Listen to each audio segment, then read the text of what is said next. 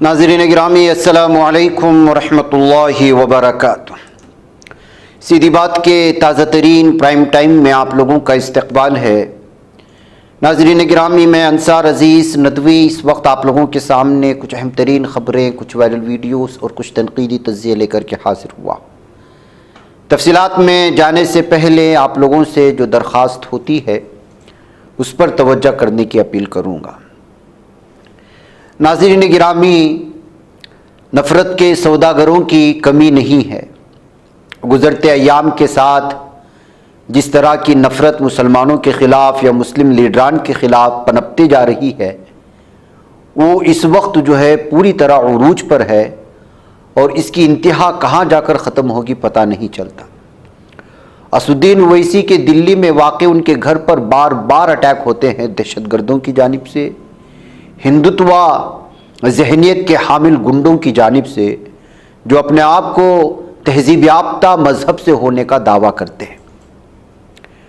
और जिन दो लोगों ने ये दहशतगर्दाना कार्रवाई की है, ये मुस्लिम एमपी के घर पर और उनके घर के बोर्ड पर जो कालिक पोती गई है, वो हमेशा से बीजेपी लीडरान के साथ नज़र आ रहे हैं। उसकी ये वीडियो इस वक्त वायरल हो रही है। और किन लोगों ने ये शरारत की, गुंडागर्दी की, ये देखिए, इसकी एक वीडियो हम दिखा तो नहीं सकते। इसमें बाकायदा ये शख्स खुल्लम खुल्ला मुसलमानों को कत्ल करने की धमकी दे रहा है। यही वो दो गुंडे हैं जिन्होंने ओवैसी के घर पर कालिक पोती हमला करने की कोशिश की। और ये किस तरह के लोगों के साथ हैं, इससे भी आप अंदाज़ा लगा सकते हैं कि ये किस तरह की सोच के हामिल हैं। जब असुद्दीन ओवैसी जैसे कई मरतबा जो एमपी रह चुके हैं उनके घर महफूज नहीं है इन हिंदुत्वा दहशतगर्दों के हाथों में, तो आम मुसलमानों की क्या सूरत हाल बन सकती है अगले दिनों में, और किस तरह की सूरत हाल बनाए जाने की कोशिशें हो रही हैं, इनके पीठ पीछे कौन है और किस तरह के चेहरे हैं, इन वीडियो से आप अंदाज़ा लगाएं। इन लोगों के लिए अब इस वक्त पूरी तरह से खुली छूट दी जा चुकी है। इन लोगों को पता हो चुका है जब तक बीजेपी हुकूमत रहेगी इनका कोई कुछ बिगाड़ नहीं सकता। यही वजह है कि ये खुल्लम खुल्ला आते हैं, मुसलमानों पर हमले करते हैं, मुस्लिम एमपीज़ के घरों पर कालिक पोत करके धमकियाँ देने की कोशिश करते हैं। अभी हाल ही में असुद्दीन ओवैसी ने पार्लियामेंट में जय फ़िलिस्तीन कह कर के जो है नारे लगाए थे अपने हलफ उठाए जाने के बाद में। उसके बाद से पूरा मीडिया और हिंदुत्व का पूरा ब्रिगेड उनके पीछे तबसरे करने लगा, तनकीद करने लगा, उनको गद्दार कहने लगा, मुस्लिम दुश्मन ताकत कहने लगा और उनको जो है वतन दुश्मन ताकत कहने लगा, न जाने क्या क्या। अब उसके बदले में जो है उनके घर पर हमला करके उनको खुल्लम खुल्ला धमकी देने की कोशिशें हुई हैं, ये कहा जा रहा है। आप खुद जो है इस सिलसिले में असुद्दीन ओवैसी ने क्या कहा है वो खुद आप सुन लें, आप अंदाज़ा लगा सकते हैं। देखिए, मेरे घर पर ये पहली मरतबा नहीं हुआ है, ये कम से कम 10 से 15 मरतबा इस तरह के वाक़यात हो चुके हैं। और ये इसलिए हो रहा है क्योंकि देश में जो नरेंद्र मोदी की सरकार है और ख़ुद प्रधानमंत्री इस तरह के लोगों को रेडिकलाइज कर चुके हैं। जो प्रधानमंत्री खुद कहते हैं कि घुसपैठी है मुसलमान और इनके कपड़े देखकर पहचानो, तो इन लोगों को हिम्मत मिलती है, ये एम्बोल्डन हो चुके हैं और इनको लगता है कि जब तक मोदी सरकार है हम कुछ भी कर सकते हैं। और दूसरी बात यह है कि ये लोग इजराइल का फ्लैग लेकर मेरे घर पर चिपकाते हैं, तो इससे मालूम होता है कि ये लोग ज़ायनिस्ट आइडियोलॉजी को मानने वाले हैं। और ज़ायनिस्ट आइडियोलॉजी ने ही गाजा में 12 लाख लोगों को बेघर कर दिया, 40,000 लोगों को मौत की घाट उतार दिया। तो ये सब चीजें हो रही हैं। और अफसोस ये है कि जो दिल्ली पुलिस के हेडक्वार्टर के सामने मेरा घर है, इलेक्शन कमीशन ऑफ इंडिया मेरे पड़ोसी हैं, और उसके बावजूद भी एक शख्स आकर इंस्टाग्राम पे जो प्राइम मिनिस्टर का डीएम लगाता है वो वीडियो बनाकर कहता है कि ये घर ओवैसी का है, और उसके 10-15 मिनट के बाद ये लोग आते हैं। तो अब पुलिस खुद अगर इनको पकड़ना नहीं चाहती है तो फिर हम क्या करेंगे भाई? सरकार आपकी, पुलिस आपकी, मेरे घर के सामने एक नहीं बल्कि 100 सीसीटीवी कैमरा लगे हुए हैं, और जो पुलिस ऑफिसर मेरे पास आते हैं वो मुझसे कहते हैं हाँ सर कभी कभी हो जाता है। तो अब ये कभी कभी नहीं हो रहा है, अगर किस दिन कभी कुछ बड़ा वाक़या हो जाएगा तो फिर उस वक्त क्या बोलेंगे लोग? नाज़रीन गिरामी, देखिए, पार्लियामेंट में अगर आवाम के मसाइल, स्टूडेंट्स के मसाइल नहीं उठाएंगे तो और किसके उठाएंगे? जब से ओम बिरला साहब को स्पीकर बनाया गया है, गुज़िश्ता बार के अपने इस ओहदे पे रहते हुए उन्होंने अपोजिशन लीडरान के साथ, मेंबरान पार्लियामान के साथ जो रवैया रखा, इस वजह से पहले दिन से इसकी स्पीकर बनाए जाने के बाद से लगातार इनकी मुखालिफतें बढ़ रही हैं। राहुल गांधी बोलना चाह रहे थे नीट एग्ज़ाम में जो घोटाले हुए हैं और उसकी वजह से जो सूरत हाल बनी है, अगर पार्लियामेंट में भी स्टूडेंट की बात ना की जाए, जिनकी साथ नाइंसाफ़ी हुई है, उनको अगर नहीं कहा जाए तो फिर कहाँ कहा जाएगा। पार्लियामेंट में आवाम की नुमाइंदगी के लिए ही तो चुना गया है। अगर स्पीकर इस तरह के मुद्दों को बोलने के लिए नहीं देंगे तो इसको क्या एरोगेंस नहीं कहा जाएगा? क्या इसको जो है तानाशाही नहीं कही जाएगी?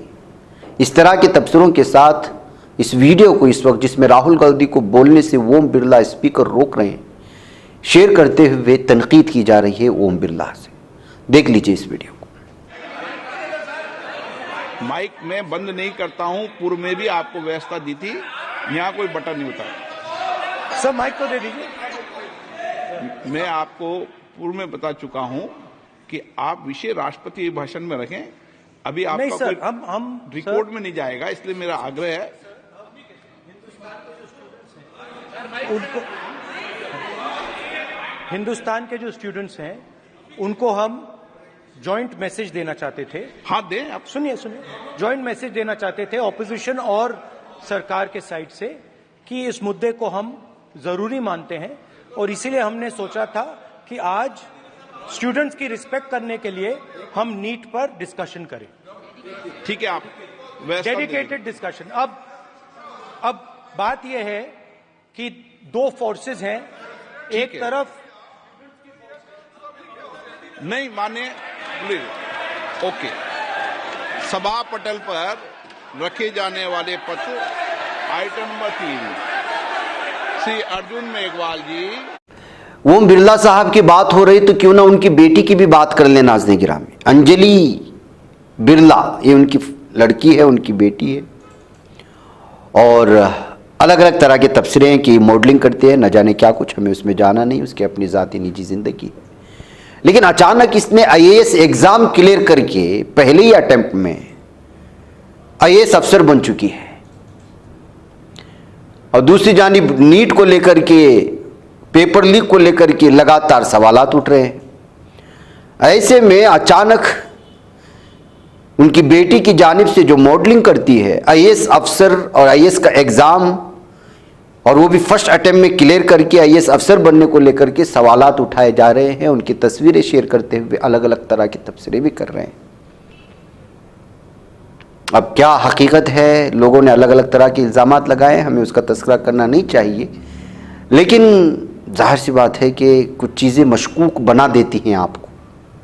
इस वजह से ही तो है सोशल मीडिया में इस वक्त इस पर एतराज़ जताया जा रहा है, अलग अलग तरह के तबसरे किया कि उन्होंने कहा कि पहले ही अटेम्प्ट में अंजलि बिरला, जो ओम बिरला की बेटी है, जो मॉडलिंग करती है, वह आईएएस अफसर सेलेक्ट हो जाती है तो फिर दाल में कुछ काला कहीं ज़रूर नज़र आता है, कहते हुए इस वक्त जो है इस पर तबसरे किए जा रहे हैं सोशल मीडिया में। नाज़रीन गिरामी, दिल्ली एनसीआर में भारी बारिश के सबब कई मकामात पर पानी भर गया है और तेज़ हवाओं की वजह से कई दरख्त भी टूट गए हैं। ऐसे में इंदिरा गांधी बैनुल अक़वामी हवाई अड्डे के टर्मिनल 1 की छत भी नीचे गिर गई है। इस मौके पर कार में बैठे हुए 3 अफराद शदीद तौर पर जख्मी हो चुके हैं और एक शख्स फंस गया है। इस हादसे के बाद मरकजी शहरी हवाबाजी के वजीर राम मोहन नायडू कंजरा पुणे एक्सपोर्ट पर पहुंच गया। मैं दिल्ली एयरपोर्ट के T1 पर छत गिरने के वाक़े की ज़ाती तौर पर निगरानी कर रहा हूं। तो नाज़रीन गिरामी, इस एयरपोर्ट का आगाज़ कब हुआ था और किसने किया था और क्या कुछ इस सिलसिले में है, जो तबसरे हो रहे हैं, आप अंदाज़ा लगा लें। बीजेपी हुकूमत की खुल्लम खुल्ली लापरवाही है।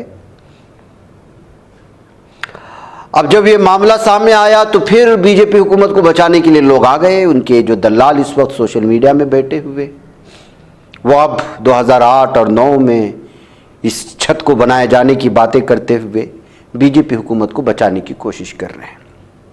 ये वो इंटरनेशनल एयरपोर्ट है जिसकी सिक्योरिटी, जिसकी सेफ्टी को लेकर के पूरी दुनिया में तारीफ की जाती है, उसकी छत की ये हालत है। नाज़रीन गिरामी, नाज़रीन गिरामी, हिंदू राष्ट्र की बात बार बार निकल करके सामने आती है।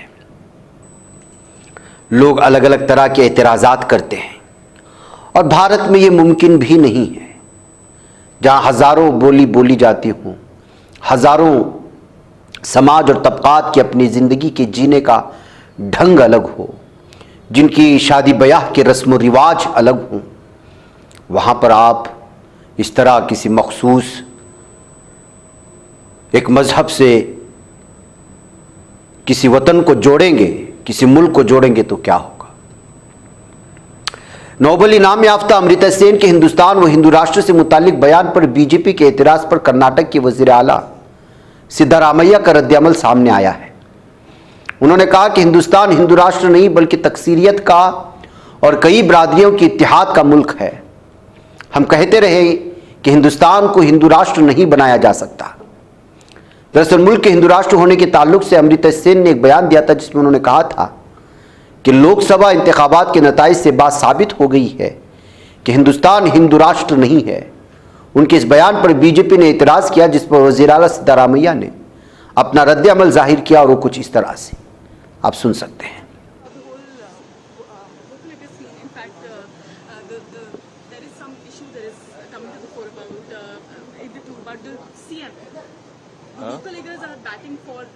No, nothing.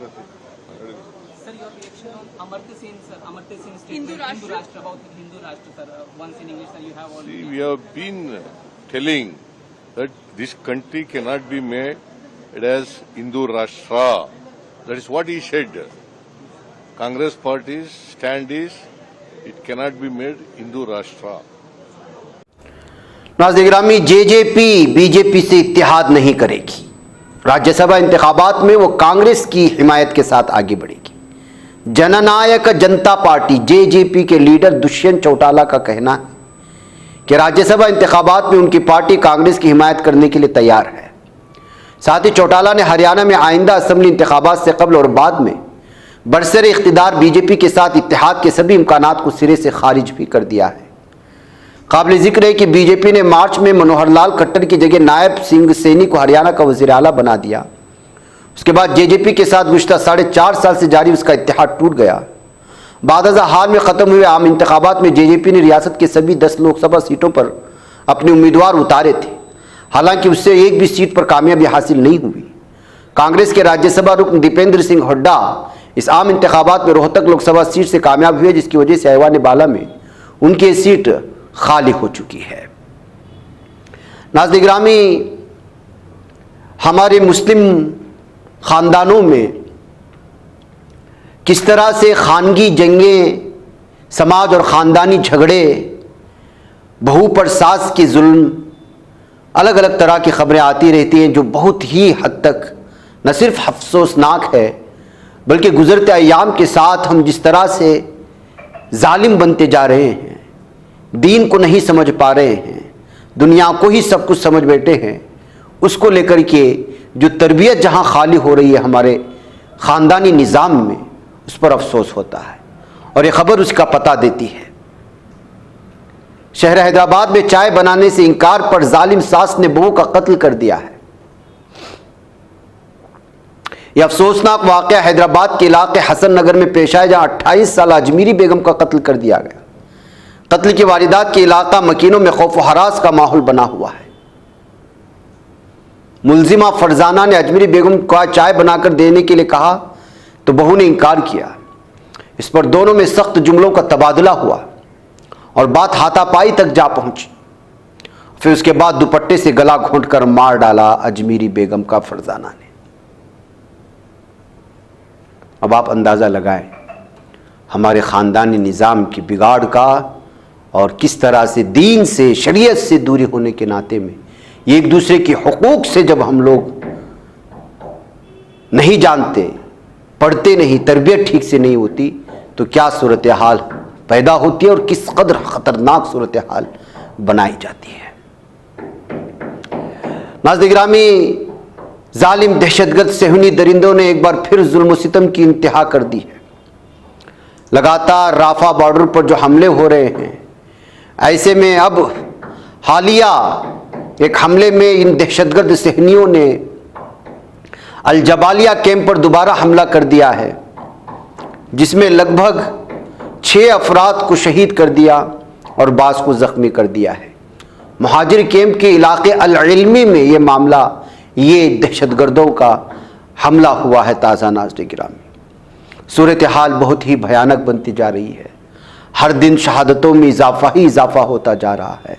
मकीनों के पास ना खाने को है, ना पीने को है, ना रिहाइश है। एक अजीम तबाही की जानिब पूरा गज़ा पट्टी और पूरी फ़िलिस्तीन बढ़ती जा रही है। और अफसोस मुझे अपने आप पर है कि हम उनके लिए कुछ नहीं कर पा रहे हैं, और जिनके पास ताकत है वो अय्याशियों में मुब्तला है। नाज़रीन, मुझे इजाज़त दें। अस्सलामु अलैकुम रहमतुल्लाहि व बरकातुहू। ये बच पाता है कोई सहाफ़ी की निगाहों से, मिलाता है ये लोगों को मोहब्बत की पनाहों से। करम और दर्द मंदी का है एक संसार, सीधी बात। अज़ीमत जुर्अतो हिम्मत का है इज़हार, सीधी बात। अज़ीमत जुर्अतो हिम्मत का है इज़हार, सीधी बात। ये चैनल हक निगर बनकर कुचल देता है फितनों को।